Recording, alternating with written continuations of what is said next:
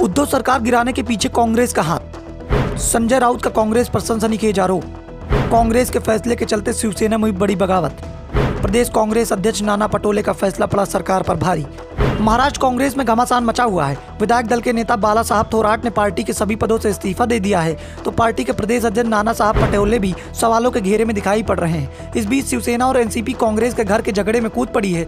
दोनों ही दल महाराष्ट्र में एनडीए सरकार के पतन को लेकर कांग्रेस को ही जिम्मेदार मान रहे हैं और खुलकर कांग्रेस पर आरोप लगा रहे हैं कि उसकी राजनीति के चलते ही महाराष्ट्र में एनडीए सरकार चली गई। उद्धव गुट के सांसद संजय राउत ने कहा कि अगर विधानसभा अध्यक्ष की कुर्सी पर नाना पटोले रहते तो आज राज्य की अलग ही तस्वीर होती। राज्यपाल और विरोधी दल की सरकार ने तो पहले ही इस बात की साजिश कर ली थी और पटोले के इस्तीफे ने उनका काम आसान कर दिया, क्योंकि पटोले के इस्तीफे के बाद राज्यपाल ने विधानसभा अध्यक्ष का चुनाव तक नहीं होने दिया। पटोले के इस्तीफे से विपक्ष को सरकार गिराने का मौका मिल गया।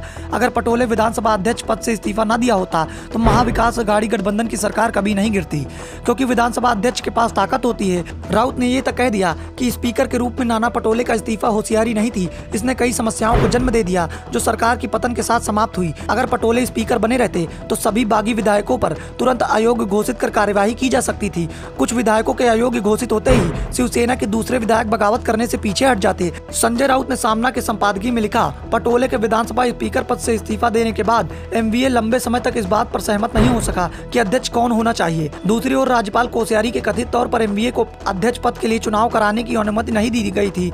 महाराष्ट्र के डिप्टी स्पीकर नरहर जिरवाल को कार्यभार मिला। जिरवाल ने विद्रोही शिवसेना के विधायकों के खिलाफ कार्यवाही के लिए नोटिस जारी कर दिया, लेकिन मामला सुप्रीम कोर्ट में चला गया, जिस पर अभी तक सुनवाई चल रही है। राउत ने कहा कि पटोले को एमवीए सरकार के पतन के लिए दोषी ठहराया जाना चाहिए। जब सरकार में मुश्किलें दिखाई दे रही थी, खासकर अगर कोई मजबूत विपक्ष हो तो विधानसभा अध्यक्ष की भूमिका बहुत महत्वपूर्ण हो जाती है। वह विधानसभा के दायरे में रहकर बहुत कुछ कर सकते हैं, लेकिन पटोले के इस्तीफे ने हमारी सरकार को गिराने का मौका दे दिया। संजय राउत के बयान के बाद एनसीपी के नेता और विधानसभा के पूर्व स्पीकर दिलीप वलसे ने पाटिल का समर्थन किया।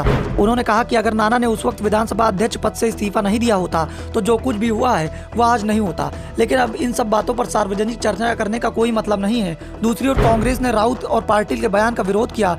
कांग्रेस प्रवक्ता अतुल लोढ़े ने कहा कि नाना पर इस बात के लिए कोई भी टिप्पणी करना गलत होगा। उन्होंने जो भी निर्णय लिया वह पार्टी हाईकमान के निर्देश पर लिया। कांग्रेस में निर्णय लेने के लिए एक प्रक्रिया होती है, उसी के तहत काम किया जाता है।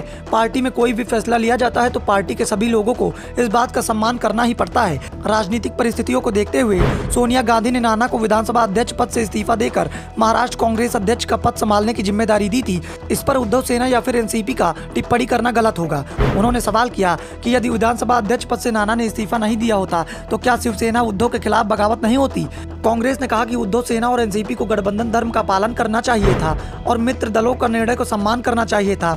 दरअसल कांग्रेस की चिंता इस वक्त अपने ही घर को संभालने की दिखाई दे रही है। सहयोगी तो उसे सरकार गिराने के मामले में दोषी ही बता रहे हैं। प्रदेश कांग्रेस अध्यक्ष के रूप में नाना पटोले की भूमिका पर पार्टी के अंदर ही सवाल उठ रहे हैं। कांग्रेस के वरिष्ठ नेता बाला साहब थोराट ने तो यहाँ तक कह दिया कि पटोले के राज्य में पार्टी को समाप्त करने की पुरजोर कोशिश की जा रही है।